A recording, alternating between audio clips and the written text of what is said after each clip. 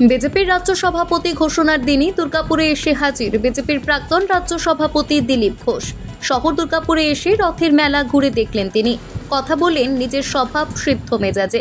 বিজেপির নতুন রাজ্য সভাপতির প্রশংসায় হলেন পঞ্চমুখ। বুধবার সন্ধ্যায় দুর্গাপুর ইস্পাত নগরীর চিত্রালয় ময়দানে রথের মেলায় আসেন বিজেপির প্রাক্তন রাজ্য সভাপতি দিলীপ ঘোষ। এদিনই বিজেপির রাজ্যসভার সাংসদ শ্রমিক ভট্টাচার্যের নাম পরবর্তী রাজ্য সভাপতি হিসেবে প্রায় চূড়ান্ত হয়েছে। এই প্রসঙ্গে এদিন দিলীপ ঘোষ বলেন, অত্যন্ত দক্ষ নেতা, সুন্দর বক্তা, দীর্ঘদিন ধরে দলের সঙ্গে যুক্ত। আমি সভাপতি থাকাকালীন তিনি দলের রাজ্য সম্পাদক ছিলেন।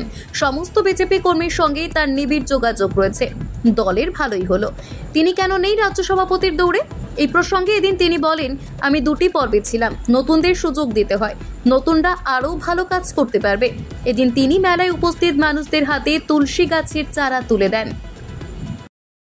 আজকেও তো জগন্নাথ মন্দিরে যাচ্ছি, জগন্নাথ মন্দিরে সকাল থেকে যাচ্ছি। রথ 5 জায়গায় রথ টেনেছি, সকালে গেছি, এখনো আসছি। দীঘার জগন্নাথ মন্দিরে সস্ত্রীক গেলেন, তারপরেই আপনি আমি কি বিজেপি ছেড়ে দিয়েছি নাকি? দিলীপ ঘোষ আগে যেমন ছিল এখনো আছে, আগামী দিনেও থাকবে।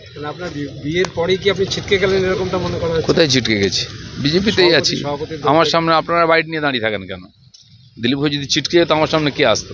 সভাপতি হিসাবে আপনি ছিলেন, লড়াই ছিলেন 6 বছর সভাপতি ছিলাম আমি। কেউ আমাকে জোর করে সভাপতি বানিয়ে দিচ্ছে, কেউ আমাকে টিএমসিতে পাঠিয়ে দিচ্ছে, কেউ আবার নতুন পার্টি করে নিচ্ছে আমাকে দিয়ে। দিলীপ ঘোষ আছে। দুর্গাপুর থেকে নিজস্ব প্রতিনিধির রিপোর্ট, নিউজ বঙ্গলেখনী।